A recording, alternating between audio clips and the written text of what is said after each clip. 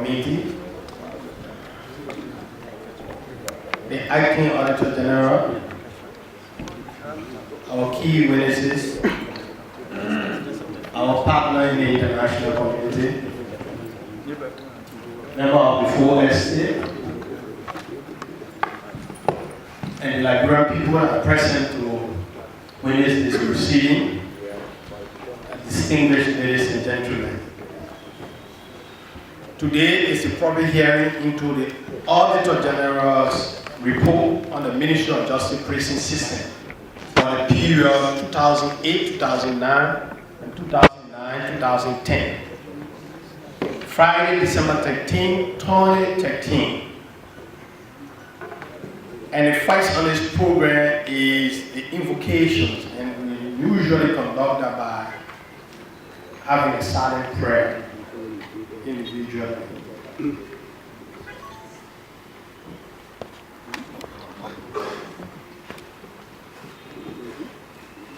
Amen.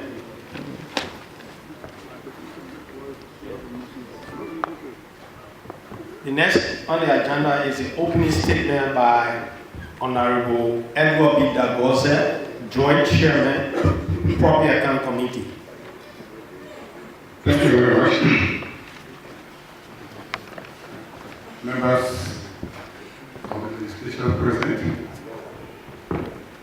government officials present, cabinet ministers, the donor community, the press, distinguished ladies and gentlemen, I take this time to welcome you to the joint chamber of the legislature for the conduct of public hearing on the prison system in Liberia by the Ministry of Justice. This public hearing is being conducted by the Joint Public Accounts Committee of the legislature. We ask that silence be observed in the chamber. There's a major rule for that. So, having said that, we thank you for coming. Thank you very much, Mr. Chairman. And with that, we'll move quickly to calling of witnesses and taking of oath, which will be administered by the Sergeant at Arms. Key witnesses from the Ministry of Justice: Honorable Christiana Tai, Minister of Justice. Official communication.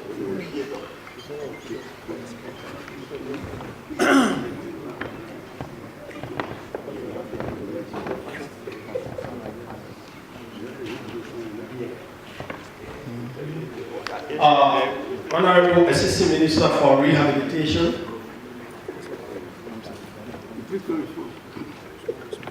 No, with this, you'll have to come out because it's the issue of administering the code. Attendez, just. Et donc, quand on est Mr. David B. Wilson, former Director of Corrections and Rehabilitations. And I will use the occasion through the director of the chairman. If there's any other witnesses or witnesses like him along with the team, please join the queue for the administration.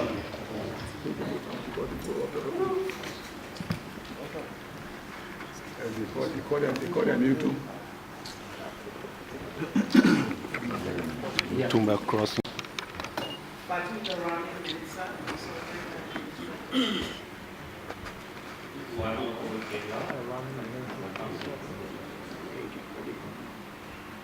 David A.B. Wilson, former director of prison.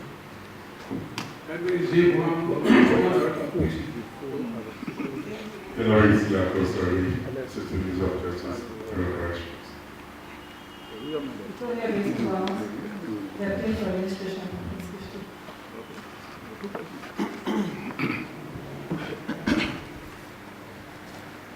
Please put up your right hand. Once the I call your name and repeat after me. I do hereby swear testimony I to give and to my recollection is the truth and nothing but the truth. So help me God.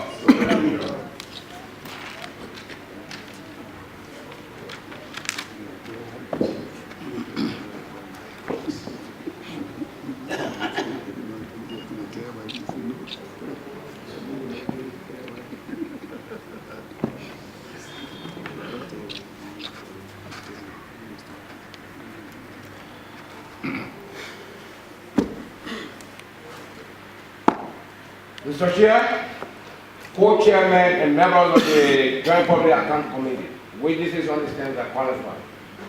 Thank you, sir.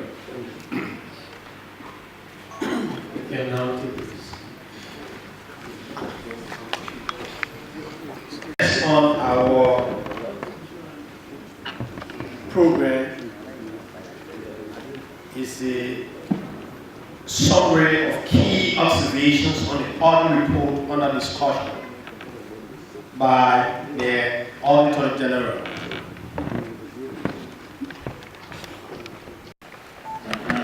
Chairman and honorable members of the Joint Public Account Committee, international partners, the media, ladies and gentlemen.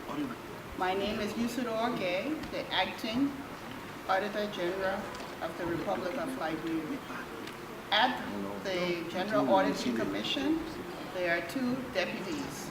Deputy Auditor General for Administration and Deputy Auditor General for Audit Services. Today, I want to make a few clarifications before I turn it over to my Deputy Auditor General for Audit Services. Today, the focus of the audit has changed. We are looking at an audit that is called performance audit. What is performance audit? Performance audit takes into consideration what we call the 3 E's. The economic, the efficiency, and effectiveness of the resource allocation.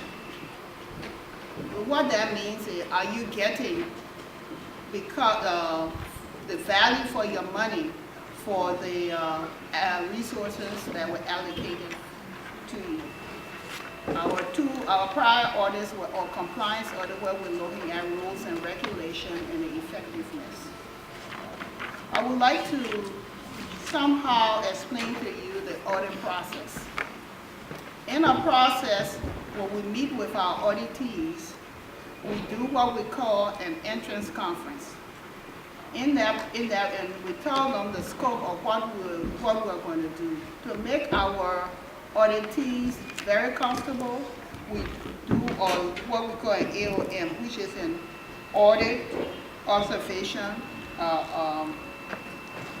memorandum, to make you comfortable so we can make sure that we get information in compiling the information. As we get information, if there are lapses that we have seen, through that process, we ask for clarification. If we do not get that, after the process, then we do an exit conference. That exit conference brings to the auditees things that we have observed that we need response from. Then we issue a draft report and we send it to you for your comments, and we include those comments in that audit report. After that, we do our final report. Since we don't have the mailing system where we can send out letters by mail and get certified receipt, we have a logistic department that sends these audits to the auditees and asks them to sign for them. So this is how we consider that the auditees have received the audit. In that and we have those we have those signatures that you had, that someone in authority had received the audit report, and we can make that available upon request. Now, I will turn this over to my Auditor General, our Deputy Auditor General, Winston Nanga, to continue the process. Thank you very much. Thank you. I will not go into the formalities, I will just go into the slide because it's early. So what you have to do. Okay, report of the Auditor General, performance audit on the management of the prison system in Liberia. Actually, it's 2008, 2009, 2009, 2010. December 13, 2013.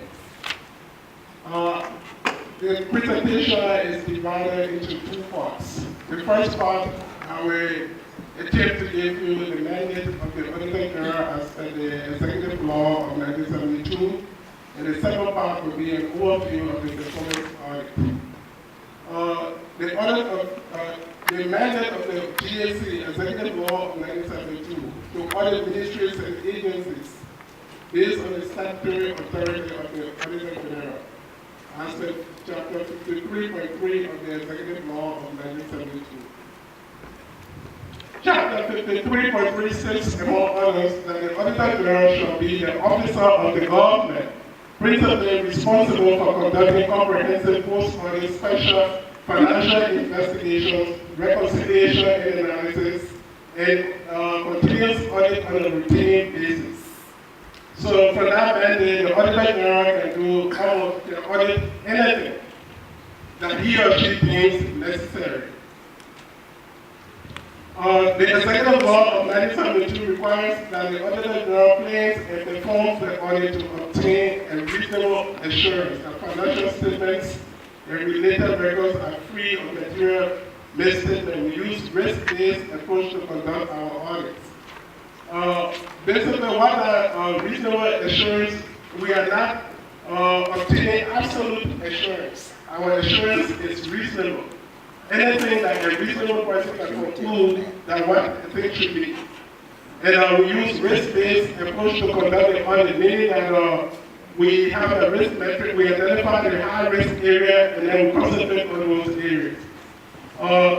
To answer some of the queries that the PAC posed to the GAC, I will go into the last part of this slide, which says that the GAC had a technical and financial capacity to conduct the audit.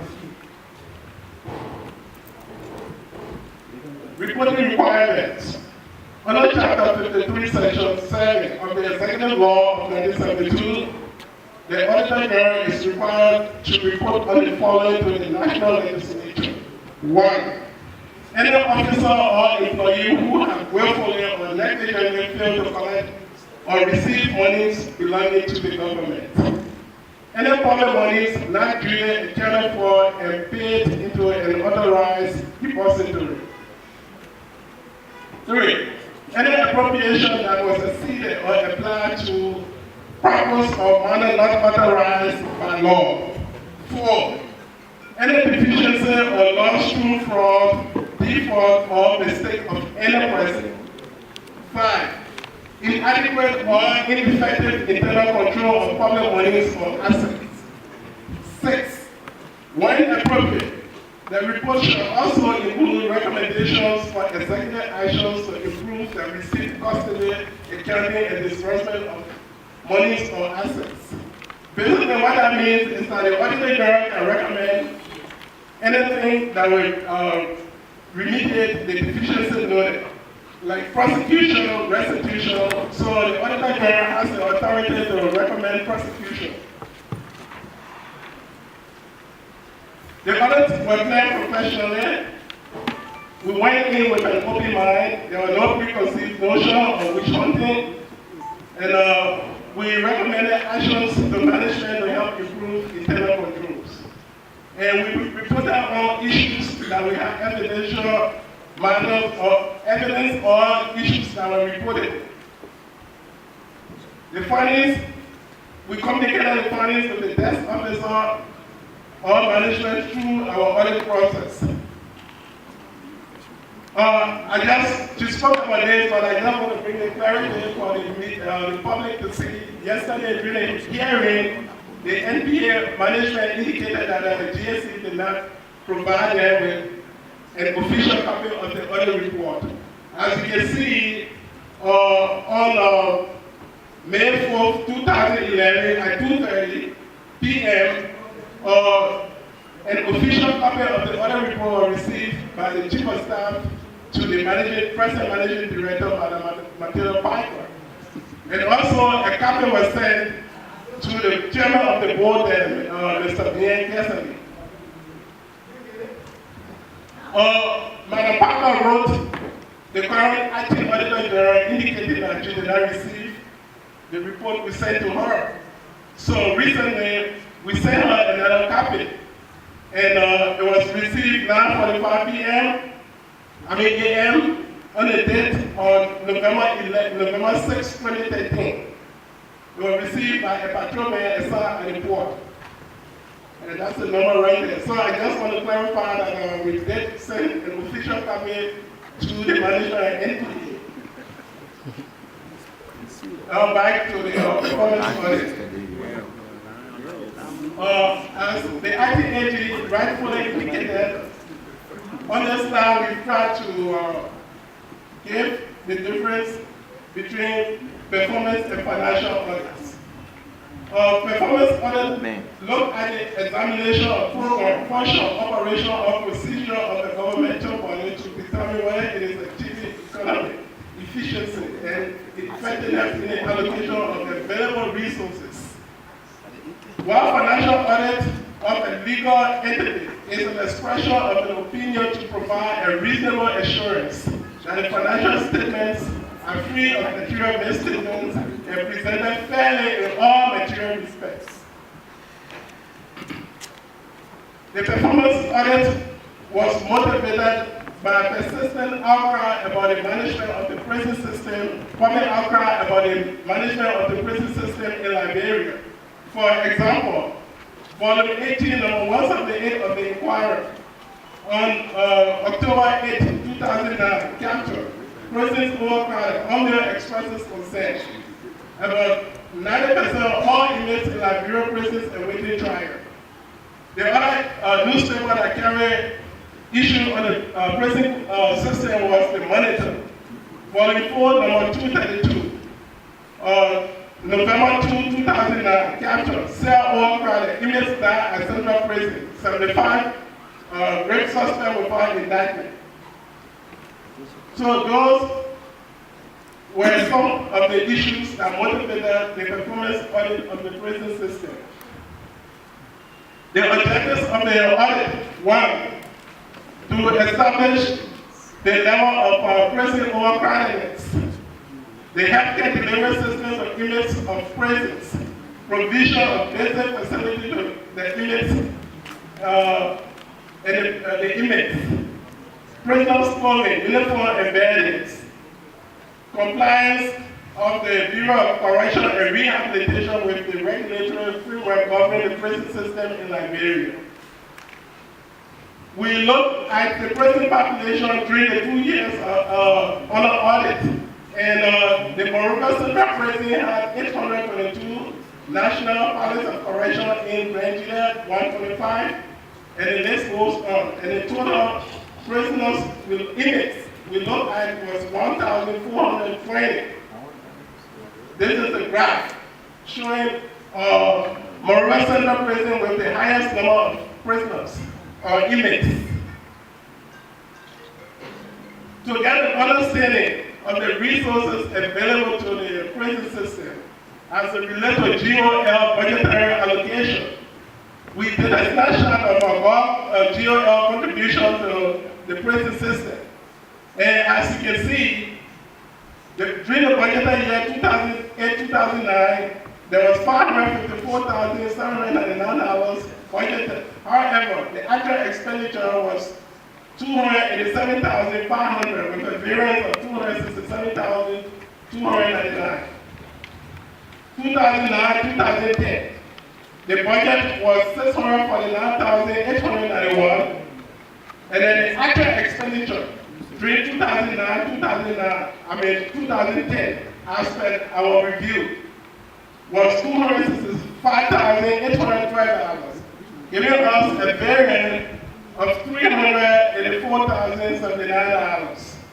The total budget per the audit period was $1.2 million, and then $500,000 was expended, leaving a variance of $600,000. Findings. The first major finding was the adequacy and quality of food. And the various central prison, the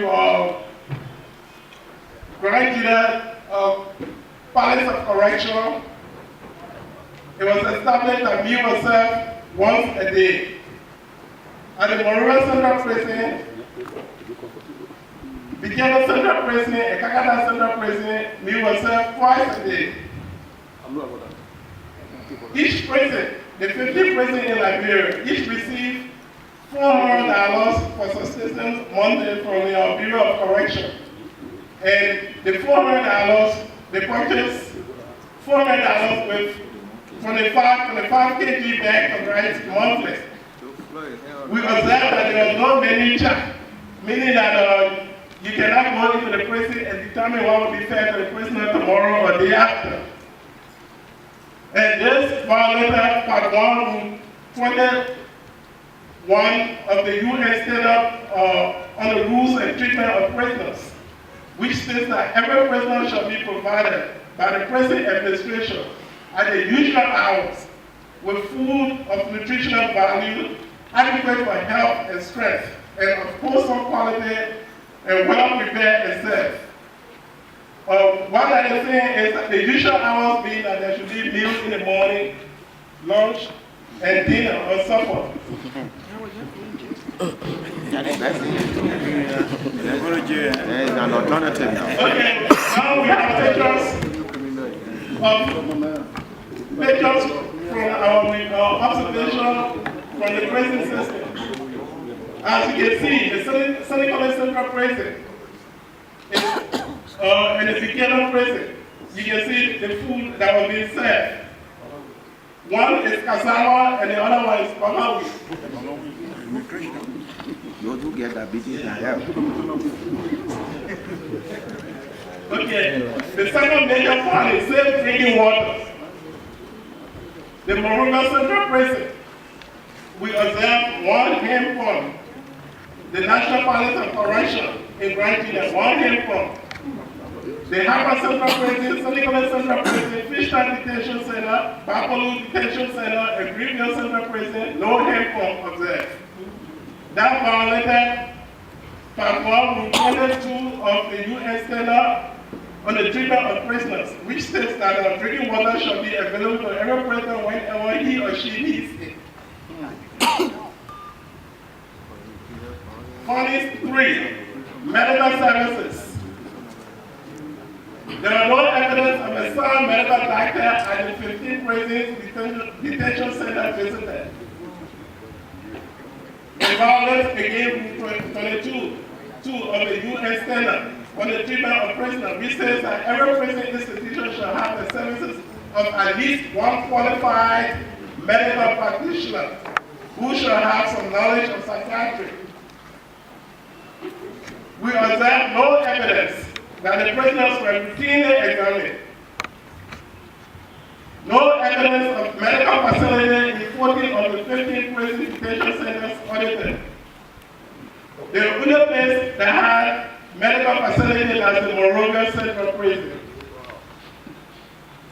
We received 3 death certificates. Deaths that occur at the Harper Central Prison. And according to the death certificates, they were due to fever, malaria, and other diseases. Finally, medical services, picture. 6 people at the Monrovia Central Prison on a bed without a mattress.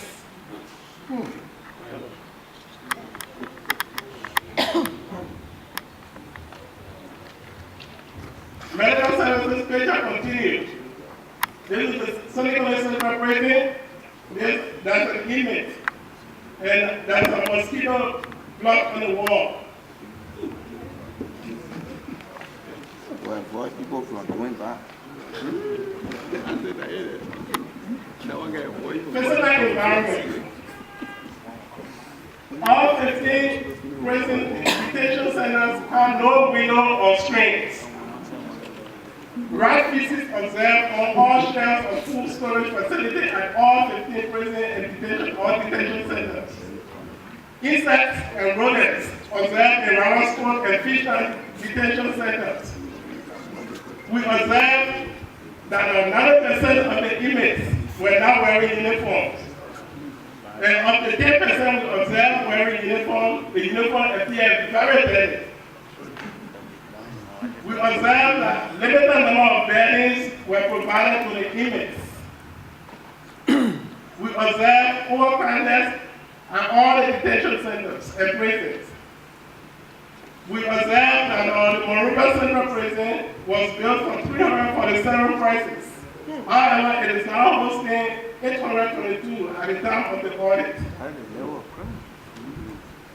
We observed that Riverside Prison was a container, a 6 feet by 4 feet container hosting 6 inmates without a window. We also, except for the Moruga Prison, Moruga Central Prison and Buchanan Central Prison, we observed no rehabilitation activities at all the prison detention centers audited. Physical environment. These are inmates sleeping at the Bangla Central Prison.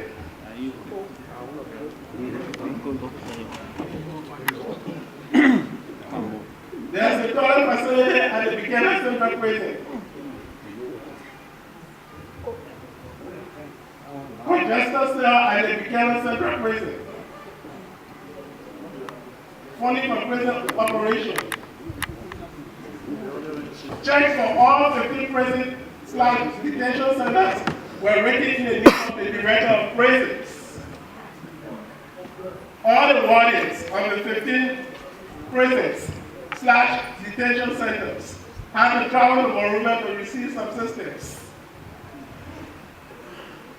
We observed that there were no financial reports in all 15 prison detention centers to justify funding received for operations. Ladies and gentlemen, that's the end of the overview of the audit. Is the statement by the Chief Witness, which is the Ministry of Justice and Minister Christiana Ta.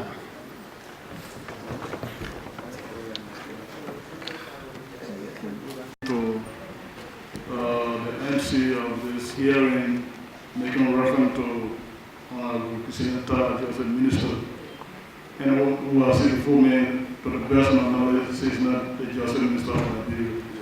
So I need some clarity on that, please. Clarify. Good morning, Mr. Chairman and honorable members of this Public Accounts and Audit Committee. I have in my possession a letter in keeping with the statement from yesterday that if Minister Tak would not be in attendance, there should be a letter to the effect. Am I limited to read this letter, please? No. Okay. I'll submit the letter. We shall. For excuse. I cannot read. No, we will read it.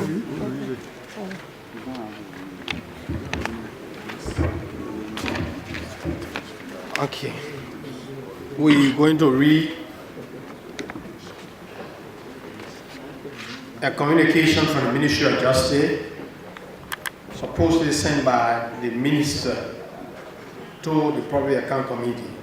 The Public Liberia Ministry of Justice, Nice Chief Sinko, Nova Liberia, Office of the Minister, Attorney General. Reference, blah, blah. The Honorable Edward B. Dagose, Senator, Grand Cape County, Joint Chairman, Public Account and Audit Committee, Liberian Senate, Capitol Building, Capitol Hill, Monrovia, Liberia, December 11, 2013.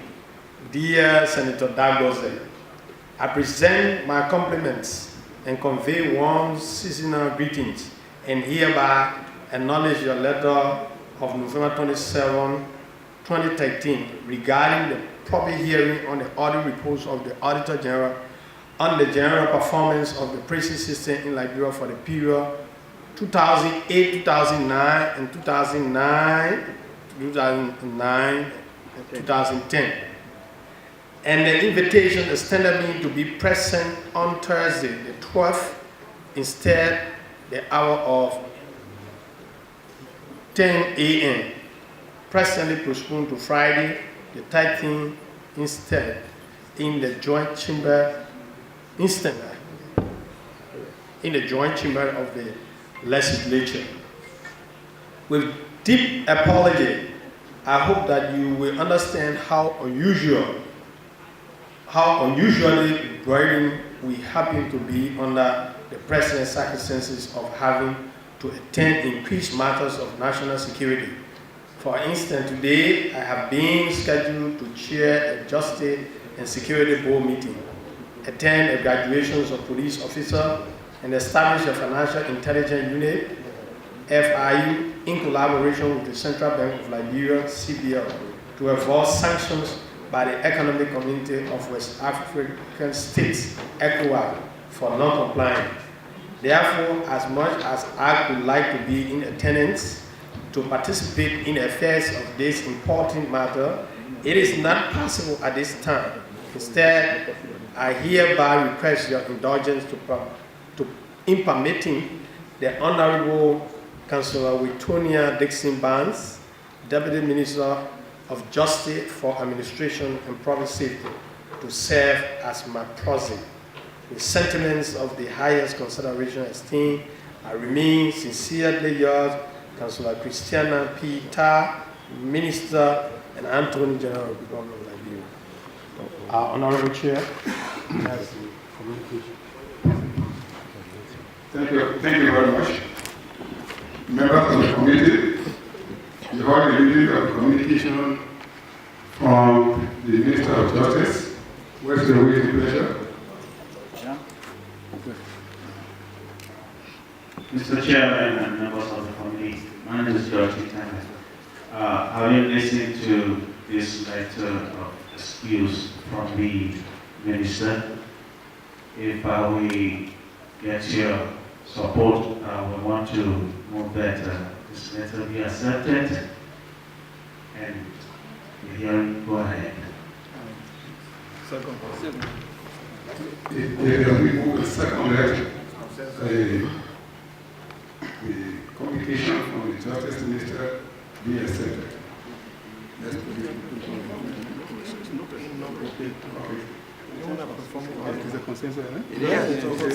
The communication is here very good text, and we follow our marker. Thank you. All right.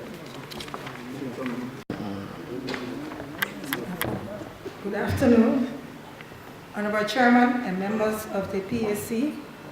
We are pleased to be here today to address concerns raised by the audit on the performance of the prison system in the Republic of Liberia under the Ministry of Justice. We have with us colleagues who will be in a better position to answer and explain what is happening in the prison system. We can state what the Ministry of Justice is now doing to make the necessary improvements in the day-to-day operations of the 15 prisons under its control.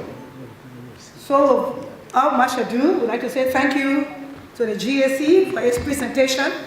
Like in some of the slides, They say it is stated that a picture say more than 1,000 words. Yes, there are, in your statistics render, there are problems, but as you are aware, person, when you refer to a person, one instance, prisoners getting 3 meals a day, I would say in our setting, in Liberia, most people who are out there do not even get 1 meal a day. So it is the rules in keeping with the guidelines that we feed prisoners 3 meals a day. But funding sometimes are not available to take care of our responsibilities. If funding is made available in our budgets, we will definitely give prisoners breakfast, lunch, and dinner. To move forward, even in a situation where the picture was shown with reference to mosquitoes, if funding is made available, we have nets and funding to buy spray, we'll do the spraying. Because these are our brothers and sisters who are there. So we're making all efforts to do what is right and proper in keeping with the guidelines for running the prisons. Without much ado, we'll turn over to Saka to give more comments on the slide presented by the GAC. Thank you. Honorable Chairman of the committee, the team from GAC, members of my own ministry, the public, donors. Let me first congratulate the I-team, Auditor General, for pointing out that the rules have changed, that there should be an entering conference and an exit conference. I am delighted to stand before you all and to clarify some of the issues and concerns raised by the GAC report. Mr. Chair, if you allow me, I have within my possession a thumb drive that contains slides also for rebuttal, if I may. Then my opening statement. That rebuttal should have been Information. You take them. No. Information. Yes. Not talk together. I believe the only team will give it chance to have made the necessary responses. Audit is a two-sided coin. Okay? If the questions or issues are raised, the auditee or the agency to be audited gives its appropriate response. So I don't think it is fair to grant this request to maybe show the slide that he's talking about. I believe his responses contained in the report should suffice. Follow on that, I will want the Honorable Minister to also tend to look at when we're talking about. Is it that the slides you're talking about goes back to the time of the audit, or you're talking about improvement you have done? So if it is about improvement, in my mind, then it cannot be a rebuttal, but it has to be an explanation as to what we have done. One question I would tend to have asked after your statement was, have you read the report? If you have read the report, did you see the recommendations? If you have read the recommendation, what have you done? If your rebuttal in your word, quote unquote, is about talking about what you have done after the report, then of course I don't think it is something that we can entertain now, but you would try to talk to us later about that. Honorable Chairman, with that, submit.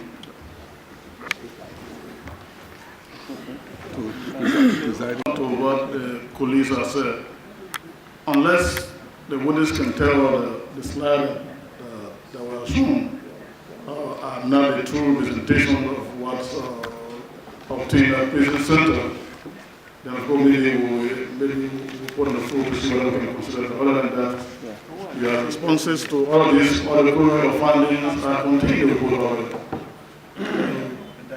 So, with that being said, Mr. Chair, I think that we should reject the request to show us slide. Yeah, it will be finally. I think the witness was given a chance for an opening statement. If we come to cross-examination, maybe that will be the time that we come into some position.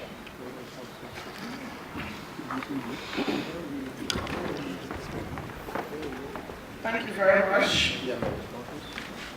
I would like to believe that Stay in transit, right? Just that you made one request. It's been deported. That we have made a response to the GSE report. There are some discrepancy that we wanted to clarify. We understand the recommendations within the GSE report, and if I may be permitted, I can fully explain what has happened since this report was made public. The Honorable asked whether I was responding for the time in question.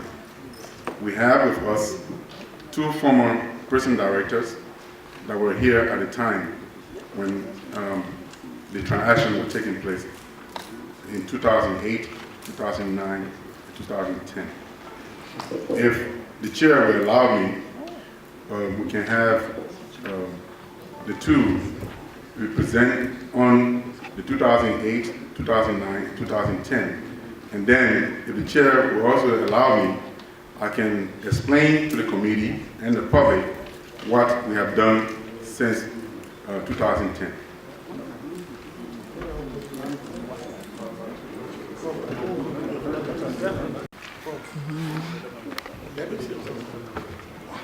So allow him to make a presentation regarding what they have done since 2010 to present, right? Yeah. Is it a reporter or? If that's in line with convincing the PAC or this panel that you have done something, because that was also recommended that you must do something, then of course we can accept that. But if anything that had to do with 2008, 9, and 10, you can give anything at this point, because you were given the opportunity to be able to respond to those or find out those queries. There was a conference, as a conference, so that you can respond to some of the things before they can come out with the final document. I know that was done. So we don't want to see slide for that. If you got a slide to show whether there's an improvement, okay, then we can accept it. Mr. Chair, I believe that we have the Auditor General here. And so if the Auditor General has made his presentation and there's some issue that he wants to come up with, we need to hear it so that the Auditor General can be able to come up with a clarity as to what he wants to say, because we get to listen and to authenticate the stories that are coming forth. So I would think that we should listen to it so that we can allow the Auditor General to make the clarity if necessary, because that's the purpose of which we are here. Thank you.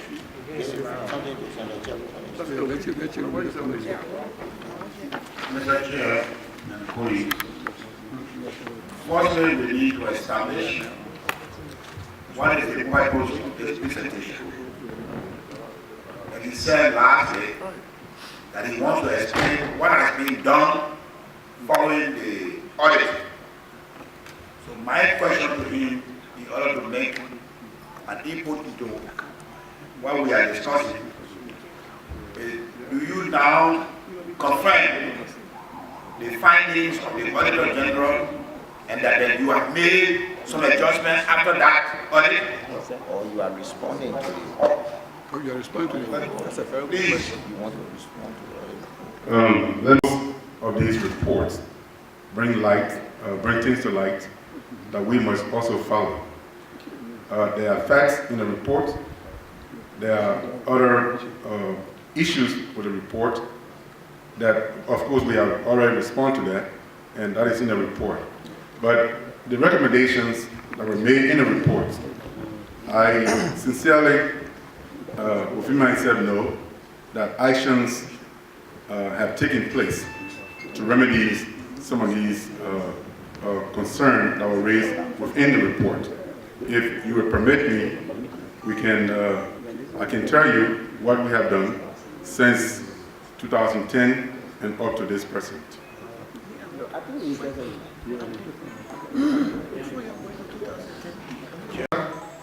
That's where the difficulty is. It's a response. Response. Rebuttal means you want to go aggressive. Yeah, aggressive, yeah, that's why that's the Queen's language who we are looking at. So that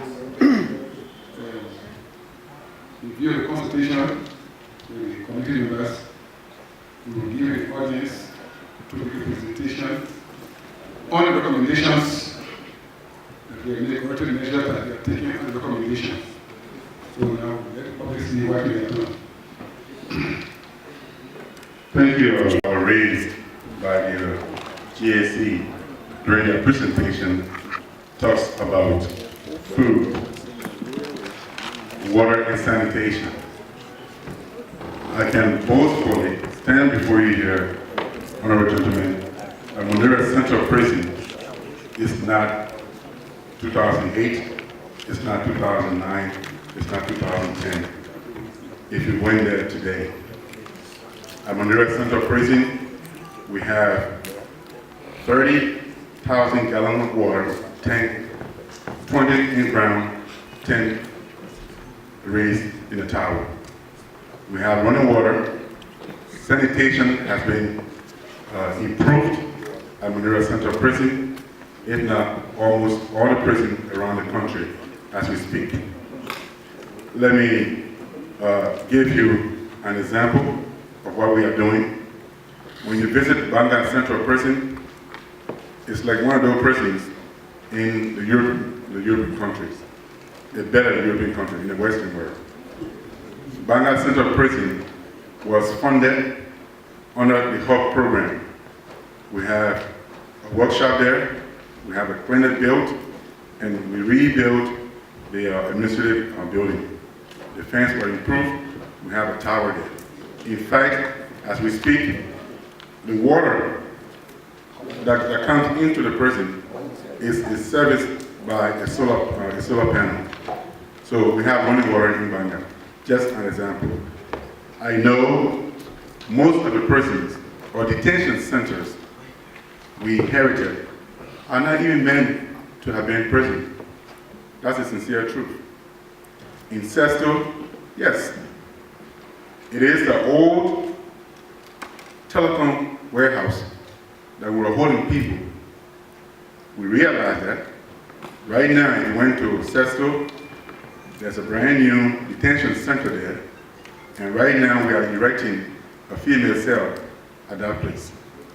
A kitchen and hand pump is there.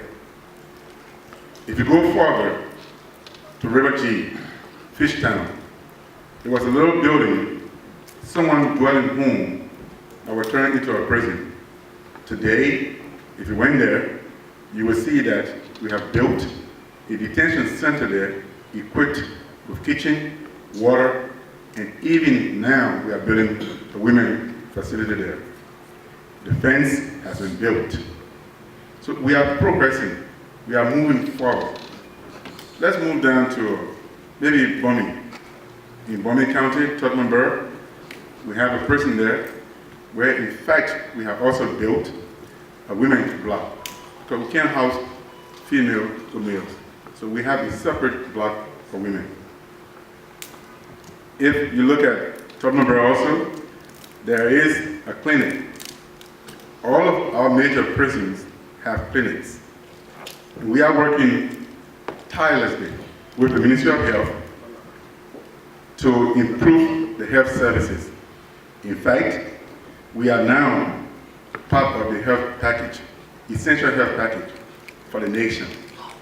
Right now, the Ministry of Health have a coordinator that manages the affair between the Ministry of Justice and the Ministry of Health.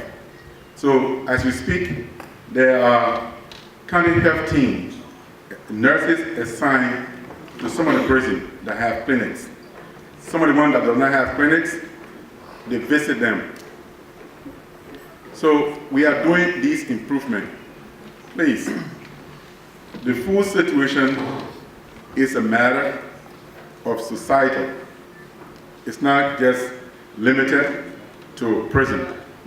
I know some of us came here this morning without having breakfast, but let me assure you that we realized food was essential in those days, so we even got into an agreement with ICRC. We have done nutrition seminar. This is the 3rd year we did that, in collaboration with the Ministry of Health. So this time, we know how much to put in a pot and how much not to put in a pot, because, of course, we have to give an account of what is available to us. Let me also remind you that even the Ministry of Justice provide medication to the prison. Our partners, ICRC, the Red Cross, the Carter Center provide mental health at the prison. ICRC goes around the country to help us with mosquito nets. Some of the pictures we have will show you that even in these prisons, mosquito nets are hung for people to use. The windows are also screened to keep mosquitoes out.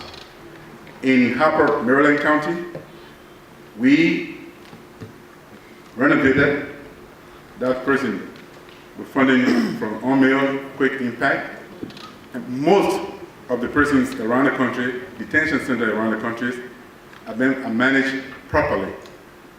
When it comes to funds that is available, because of the report, because of our own capacity, because of our own ethics, because of our own reporting, we have established bank accounts for all the prisons.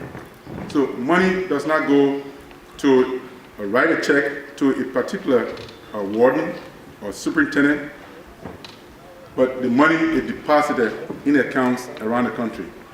It's called prison subsistence accounts. EcoBank happens to have most of the financial institutions around the country. So we deal with EcoBank on that level. In Greenville, they have one bank, the First International Bank. That's the only bank in our area. So when we get our subsistence, the money is deposited in these accounts. The prison superintendent is a signatory to the account. I, as assistant minister, is a signatory to that account as an A, and the controller of the Ministry of Justice is a B. Meaning that we can all take money from here and send it down into the lead wall. But where there are banks, the statement is there. The prison superintendent can account for money, withdraw money for the soup kind. Rice is delivered every 3 months. Rice is delivered every 3 months. Let me, for an example, at Monrovia Central Prison, yes, we have problems. Population is huge. We have, the GSC former boss, he's right. We have problems with overcrowdedness. But it's not just about prison. It's not just how we manage it. It's all of us, responsibility to even manage ourselves. In Liberia, we love for people to go to jail. As I speak to you, the population of Monrovia Central Prison today is 965. We have no discretion except when the person is ill or wounded and you bring them, we say, take them back to the hospital. And then when you treat them, so you bring them to us. But we have no discretion to the court to refuse anyone. So when a person within a community has some confusion, they actually walk to the court and file a suit. And I can't stand here and put the blame just on the court. The blame is also on the complainant. A lot of them do not follow cases. You call them for prosecution, they don't. So that's why we have this overcrowdedness at Monrovia Central Prison. But let me go further. We have done, the Ministry of Justice and the judiciary have a program called the Magistrate City Program. That program had only 6 when it started. Now we have expanded it to 10 jurisdictions around Monrovia and the county, the whole county. Meaning that we run court from Saturday to Saturday, so that some of the cases that are minute can be resolved quickly. At one point, our population went up to 1,078. The Minister of Justice, in collaboration with the Chief Justice, met, they discussed, and there was some mechanism put in place to reduce the number, and we are doing that. Prison system in Liberia have not had the attention from back then than it has today. And I'm proud to tell you, committee members, Mr. Chair, that because of Monrovia Central Prison location, the Ministry of Justice have acquired land in Cheesemanburg. And thanks to the good folks in Cheesemanburg, the land was donated to the Ministry of Justice. As we speak, we have built the administrative building so that when government makes money available, and with the help of this committee, that Monrovia Central Prison will be relocated in Cheesemanburg, where it belongs. There's vast land at that place. At Monrovia Central Prison, we actually have a library sponsored by Carter Center. In fact, former President Jimmy Carter have books in there that he signed, and our inmate take part in our library setting. We run a psychosocial program at Monrovia Central Prison and have almost half of all the prisons around the country. In Zredu, Grand Juda County, where the National Palace of Correction is located, right now, 35 acres of land were cultivated with cassava. Right now, we are the only one producing soybeans in Liberia. I'm proud to say that. Right now, we are building a staff quarter at that place because it's far away from the city. Right now, the whole compound is planted in crops. Right now, even in Senequali and all over, we are improving the system. We are daily improving the system. But as we always say, and we tell the officers and even people that come to visit, there are challenges, many challenges. As we in here today, I'm sorry that I'm sweating a lot, but you can see some of the challenges we have.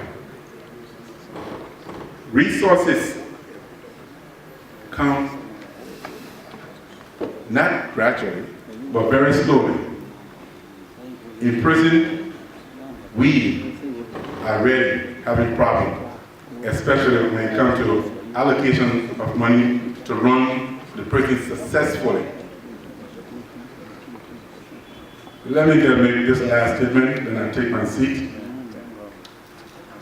We are proud to tell you all that even outside Monrovia here in Bento, we also bought a land, 30 acres of land, to build a reformatory for juveniles. At MCP, juvenile section is actually on the other side of one building.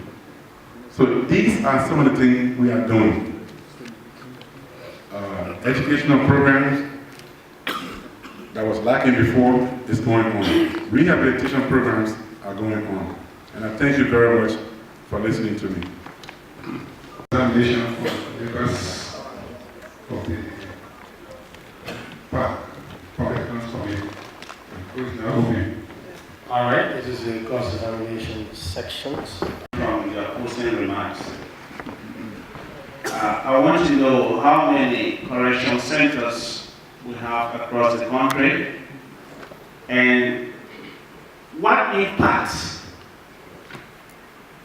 are the inmates getting from these correction centers. Because I'm from Lofa and I'm told the prison there is a correction center, but I haven't seen any impact on the inmates. That when they shall have come from the correction centers tomorrow, their lives will be transformed and they will now go back to what led them into prison. Thank you very much, Honorable. Total in Liberia, we have 15 prisons with 1 police cell in Barbadere, Grand Crew County. Particularly in Lofa, we have 61 acres of land. That land was completed in 1972. The prison presently in Lofa is not what I wanted to look like.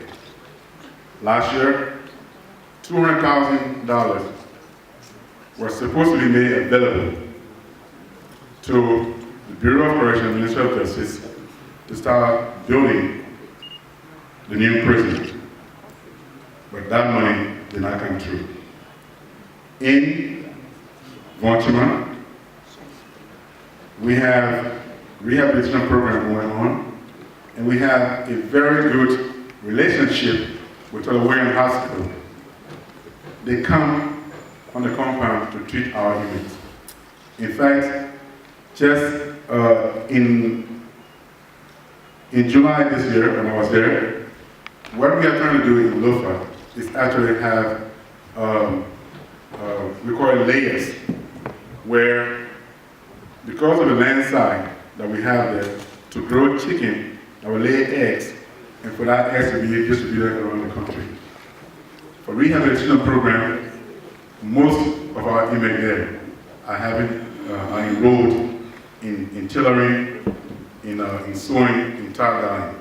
So those are some of the impacts that sometimes people feel in our prison.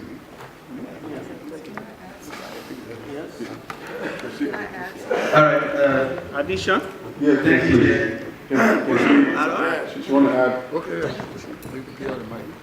If I have your permission to add something. You asked about the rehabilitation in Lofa. Overall, the vision of the Bureau of Corrections and Rehabilitation is to rehabilitate and to reintegrate. So definitely we have to have programs that will help us meet those objectives. Because we don't want people who go to prison come out the same way as they went in. Sure. We want them to come out to be more improved and have some skills. So we do have the rehabilitation programs, as the minister said. And the importance of that also is that we have instituted parole program in the prison system. So one of the criteria for people to benefit from parole is for them to undergo some rehabilitation program. So if we don't have it, then how will they be able to benefit from parole? Because that's a requirement that they have to meet. So we do have it. It may not be as what we would like in terms of the variety of programs that we would like to see, but at the moment, like he said, we have sewing, we have farming, agriculture, some places are animal husbandry, and then even at MCP we have graphic arts, we have pastry making, because those are, and tie dyeing, and those are skills if the inmates learn them, they will not only be able to work for somebody when they get out, but they will also be able to be employers or be self-employed.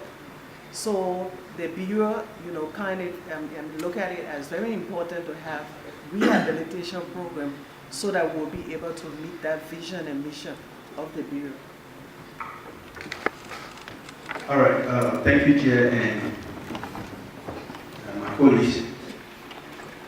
My name is Henry Yala. Let me thank the witness for the presentation. It was more like a hearing before the committee to give progress report and looking at the analysis of this audit report before us. Because the report speaks to the fact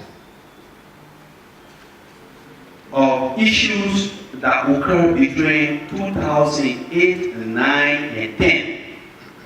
But most of your presentation seems to be giving current status. So it speaks to recommendation than the issue raised here. My question is this. When the deputy minister was speaking, she alluded some of the difficulties to lack of funding. But per the graph presented here by GAC, the allocations made shows underutilization. There were 500,000 allotted at one point. Instead, you utilized 285,000 US gross. You had a variance left. The next allotment gave you 600,000 plus. You in fact dropped utilization from 285 to 270 plus thousand. My question is, why didn't you use the allotment you had for the intended purpose, given the appalling condition of the prison at that time, as presented here today? Why? What was the intent of giving some of the money that didn't get used? And it had to elapse.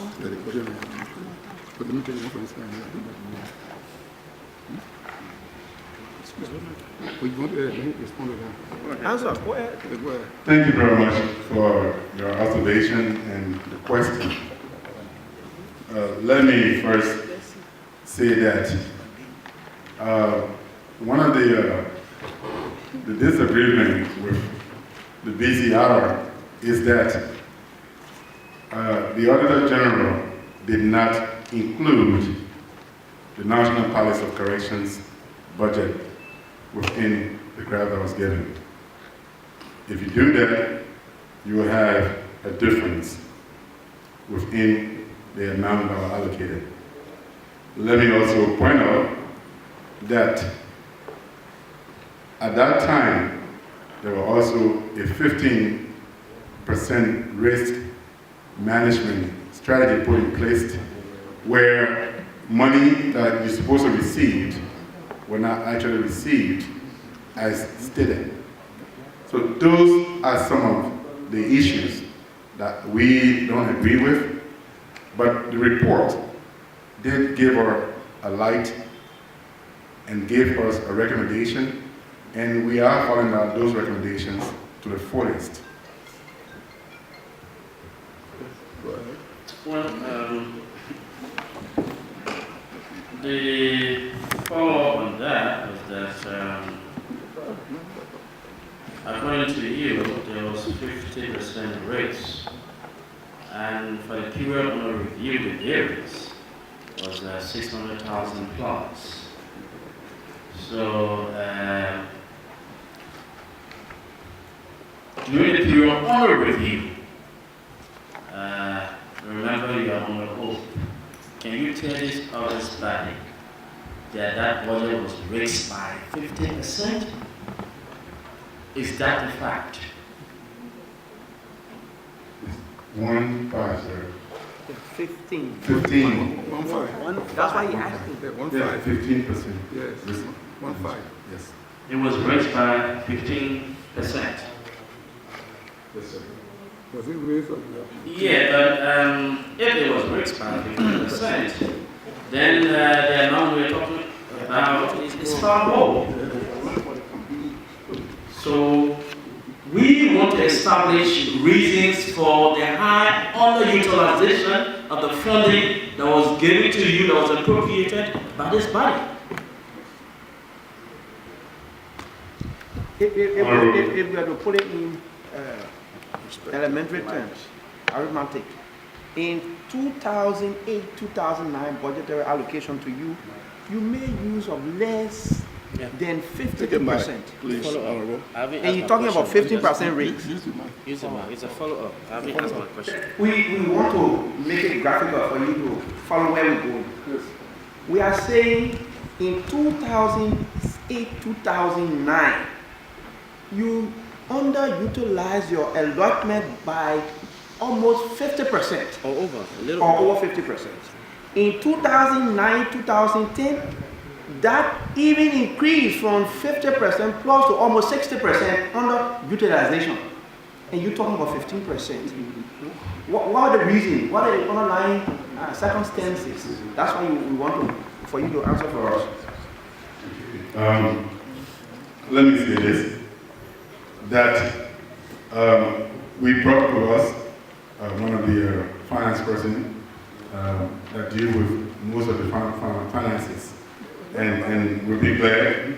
But before I turn the mic over to him, the consultant with us also has some explanation to this fact, that money that was allocated were not actually available to the Bureau.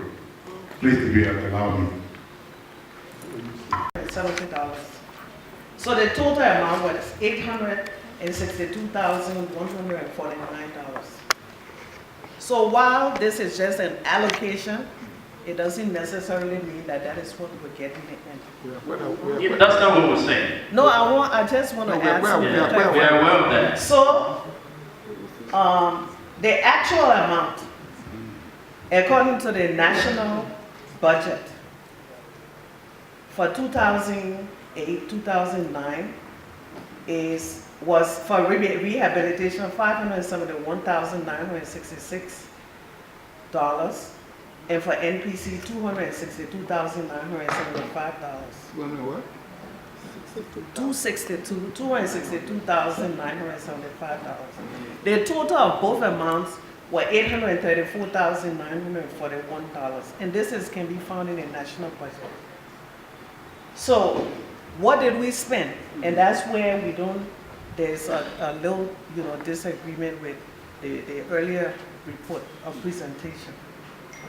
For rehabilitation for 2008-9 period, that's $571,966 that was allocated. We spent $541,710.50.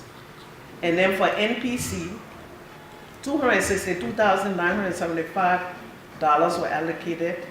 We were able to spend $260,726.90. And I don't know if the finance documents can bear that out. Because you go back there and do that. No, I'm talking about finance ministry documents. They normally, people have to report back to them when they write for allotments so that they can get that. And to add a little bit more clarification, the 15% you are speaking about is because of the risk management strategy that the government had in place. They took 15% and put it in contingency. So we didn't have access to that money. And sometimes to get money takes a long while. So I can understand your concern as to, you say you have so many things that need to be done, but why is it we give you a lot of money and you're not using it? And that's not true. It's not correct. Then the... Are you aware that we run a cash-based budget? Are you aware that we run a cash-based budget? That what you receive is what you spend. And to the best of my knowledge, 2008, 2009, we did not have a deficit. Are you aware of that?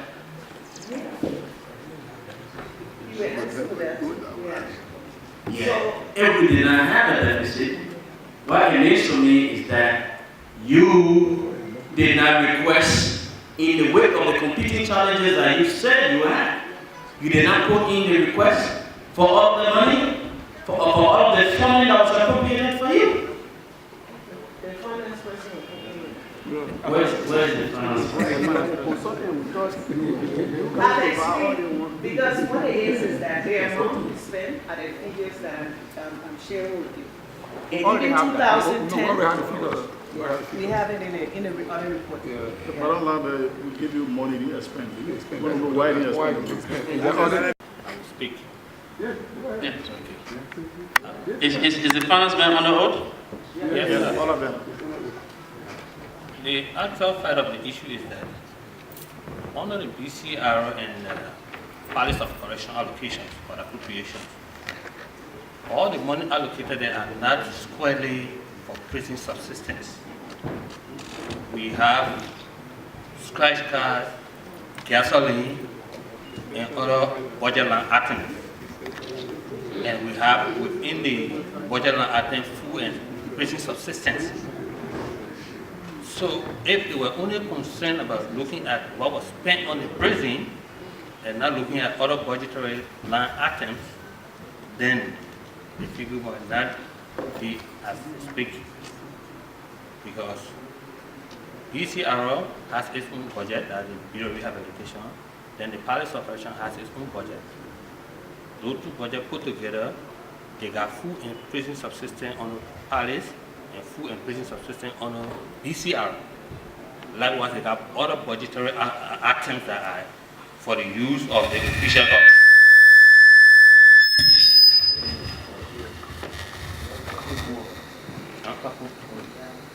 And for the use of the officials of BCR, which includes fuel and lubricant, scratch cards, and other stuff. So, if they were only considering calculating what actually was spent on the prison, because that budget embodies all of those budget items. So information. Well, the word is you are asked to let this valuable know why they don't exhaust money allocated to you. We are not interested in what the view of money was allocated to prison center in total. You are spending all that somewhere for personnel and the use of official. Why they use all that money for official? Accounting for the utilization. What accounted for the underutilization of the funds? That is the issue. But in fact, that video will be elementary. We want you to tell this body, step by step, how much you really received through the Ministry of Finance, actual amount received, and how much you spent. Maybe that way. Because for information, before us is a response to the audit report. The area you're driving, I've got several questions lying there for you, because in terms of the response and what the auditor general recommendations are, the place you're going in terms of stationary auditing, we have our questions. So don't go there yet. We want you to account for why you want to lack the money. Why we get there, we ask our question. We're talking about the prison system. Let's assume you received $10,000 for food, whatever it is. Then you use 9,000. 9,000, this is an example. 9,000 actual. Why did you not use the 10,000 and you are telling us you have challenges, numerous challenges? You don't have uniform. You don't have uniform, you don't have food, you don't have net for the prisoners, and they still you have $1,000 in reserve.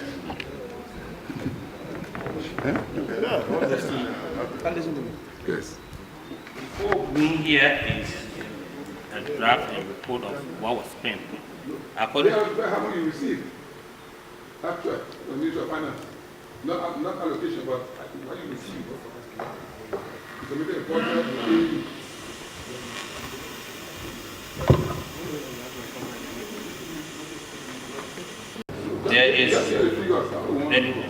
There is a space there where you got analysis.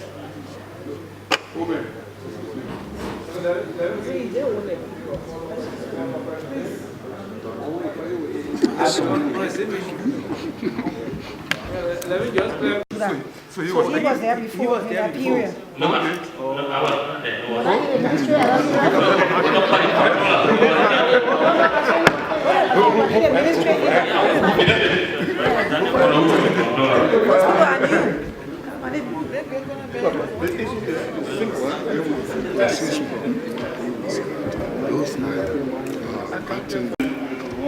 That's what the report says. The center, I mean, it's not true.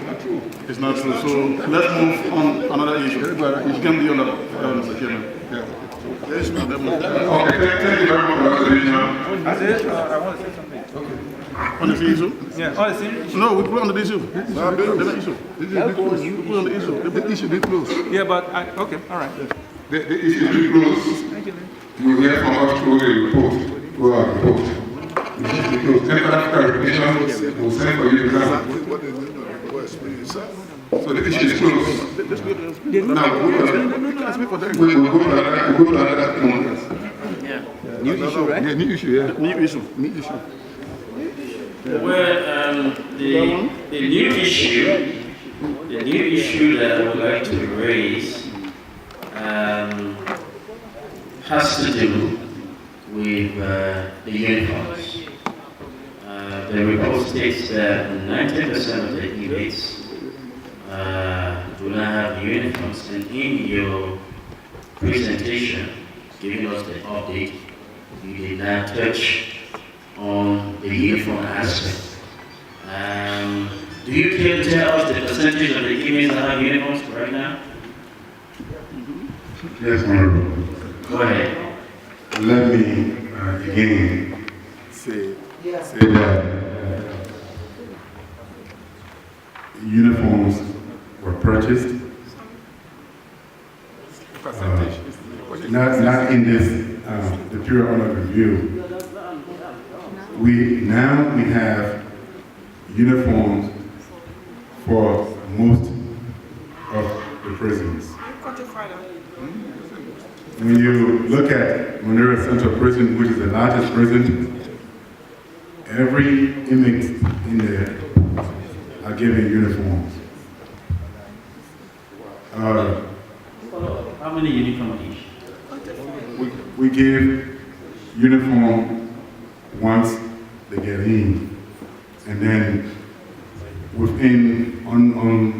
during the week, people wash their uniforms because. My question is, how many uniforms per inmate? One set of uniforms. One set. How many days do that? Do you think is that enough? Is that adequate? It's not, and I said earlier, it's not enough. It's not adequate because of the funding that we received. In fact, before we ascended to these positions, even the correctional officers have problems with uniforms. Now, I can tell you that every correctional officer are uniformed, at least with 2 sets of uniforms. Why our counterparts have only 1 set? So we are making improvement to the system.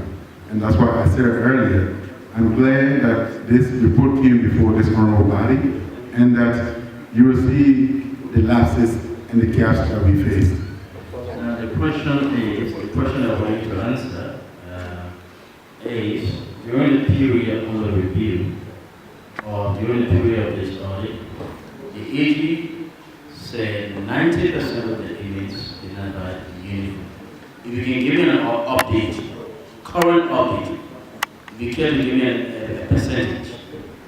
I would say, looking at the demographics, 85% of our inmate population have uniforms. Do you have statistics to back your claim? I can stand here and give you a statistical report. Can you submit to the committee that report in 2 days' time? Yes, sir. Thank you. I don't want to do a follow-up. I am my inquiry, like my colleague stated, you said you had 5% of the inmate have uniform. I want to go having a prison center around the country, and what they arrange for one prison center that is uniform. Again, all of the inmate population in Liberia are not uniformed, are not. I can't stand here and tell you that every inmate have uniforms. You're not getting my question. You just admit to the community that you have 85% of the inmate uniform. Is that correct? Yes. And then I asked you around the country, what are the percentage from those rural prison centers? Is it uniform? And that's what I said. I cannot give you a percentage about the, all the 15 prisons around the country. Why can you divide out 85%? Because when they're a central prison, having to be the largest prison within the country, when you look at that population and all of the uniform, they carry 85% of the prison population. That's why I made a statement. Yeah, but then I have a follow-up then. If I'm understanding you well, you are using a percentage of the Moral Central Prison to represent the inmates, the various prisons around the country. Is that a fair assessment? Is that a sample size in terms of statistics? Can we rely on that? If I were to go there, for example, if I were to go to Kataha, in Kakata, every 10 prisoner or inmate there, 8 of them will be in uniform. Is that what you're telling me? Is that what I will see if I were to go to Fishtown in River G County? Is that what I will see if I were to go to Bama in Jopo? That I will see there? Is that what you're telling me, Minister? Is this a fair assessment in terms of statistics? Let me again say that the percentage I was given, and like I said earlier, I cannot stand here and give you an exact figure of how many inmates or percentage of inmates. So that means we should not consider 85% anymore because it's not accurate. The fact of the matter is that when these people come in, we are talking about people, a special group of people that don't want to be somewhere. You issue uniform today, it's torn tomorrow. You reissue, it's torn again. So to stand here and say, if I give 25 sets of uniform in Bangladesh, for instance, I cannot tell you that if I go there tomorrow, you will see 25 sets of uniforms in Bangladesh. Minister, you raised a totally new issue where the uniforms are torn and they are torn off, they are not taken care of. That's not an issue for you. The issue you raise here is that you issue to every 10 inmates in a prison center across this country by the statistics you gave us, 8 of them will be in uniform. Because we don't have half person, so I'll take 8 in this case in our. So every 10 in every center around this country have uniform. Is that correct? Again, if my assessment or my presentation to you alluded that every 8 or 10 persons around the country have uniform, then it's wrong. Thank you. Thank you. I've read the AG's assertions and I actually listened to your response. And your response tells me that indeed the GSC was right in its assessment that there were deplorable conditions at the prison centers, uniforms, lack of medical facilities, no food, no good sanitation, what have you. And it's been like from 2008 to 2010. And the underlying factor here is that we all talk about the finances wherein the money that was given was not fully utilized. So have you ever gotten back to the GSC with these improvements? Like you were saying to us, after the GSC came up with the audit report and you have made some improvements in the South? Have you gotten back to the GAC? That's the first question. Yes, ma'am. When you see their response, we did send a letter to the GAC explaining what we have done and what we are doing and where we are heading. Yes, we had communicated with the GAC. We can see from this report here. The facts of a BCR. All right.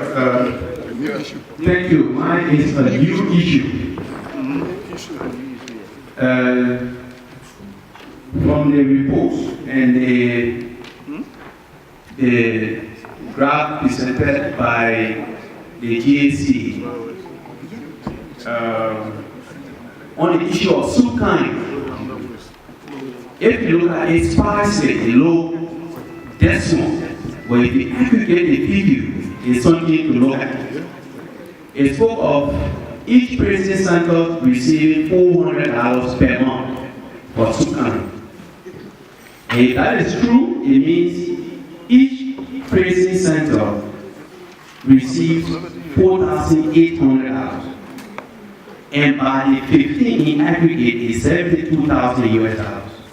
What is alarming there is that the report says there is no financial record at the various centers showing expenditure of that money.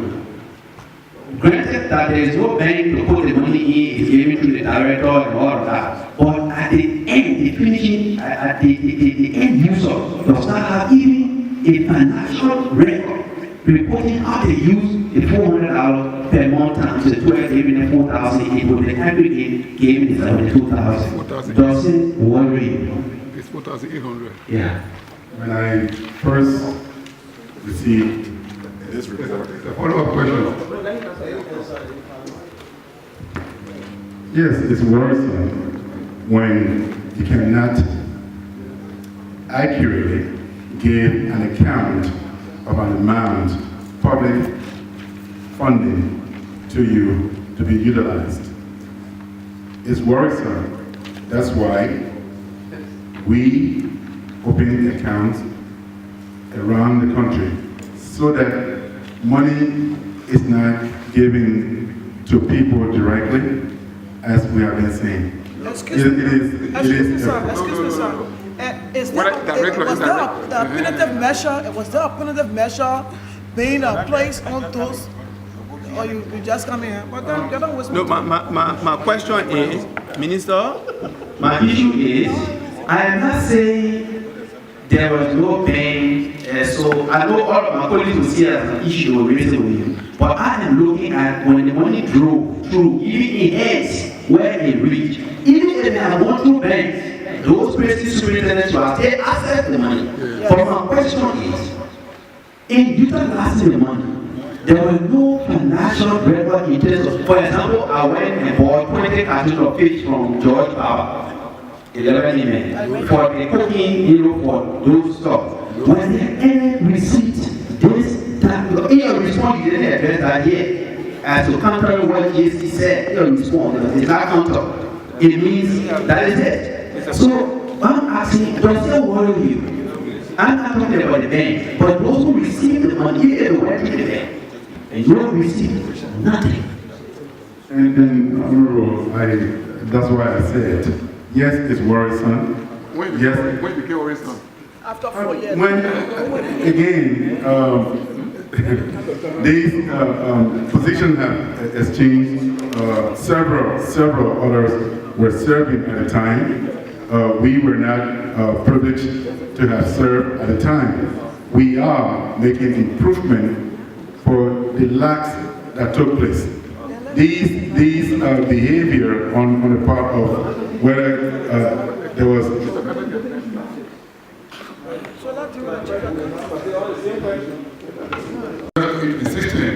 So we want to ask the chief accountant of the comptroller if they'd like to pull out that while documentation. Chief accountant, 2006, 2007. Your Honor, if I may, please. You know, the Ministry of Justice has gone through the transformation. That's why, at the time, the control, I don't even know who the controller was at the time. The present controller. He was there. But he was not a controller. He worked in the finance office. Why do you record?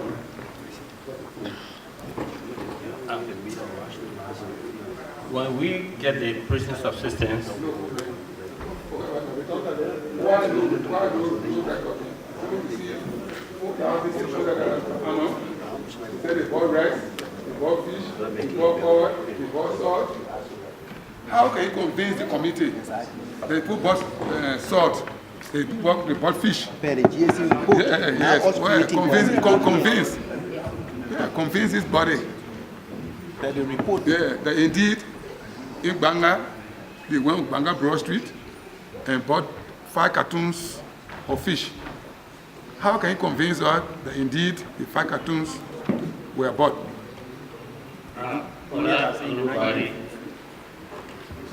don't think we were opportune to receive that kind of documentation from the superintendent. You weren't there at the time? Okay, let me just do a follow-up question quick.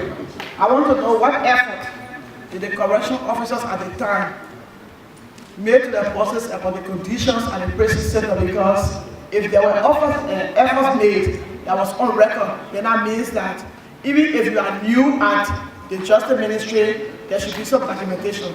Were there any effort applied to make sure the process knew of the situation at the correctional facilities? One of the things that we uncovered, we took over, is that yes, correctional officers made appeal to Central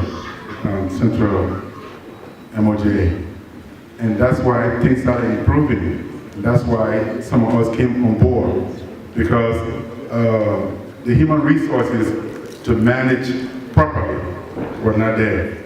So because of their concern, because of even some of these newspapers, that's why some of us on board, and that's why things are improving.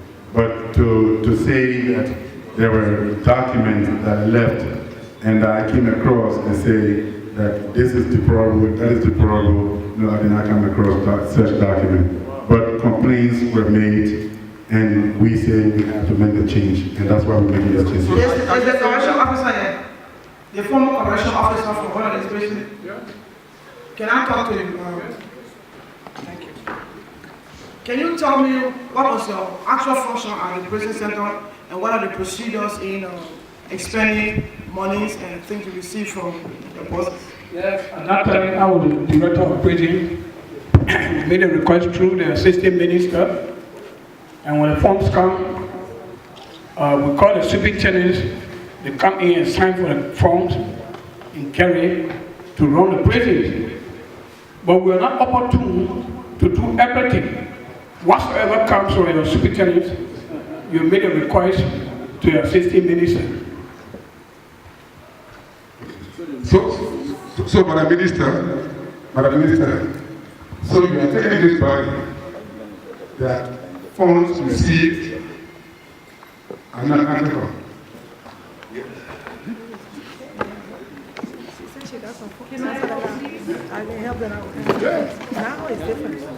Funds are accountable. What we have is, we have system in place. We have developed funds. Say for example, if the prison receives any amount of money, that money is directly deposited into the bank account. And when that is done, at the opening, we have forms whereby when they receive their money, their rice, that rice there, the opening balance is noted there. If they have anything that is brought forward, they add it there. And then as they use the rice on a daily basis, they will then for the soup time. That's a drawdown. Please use the mic. That is a drawdown.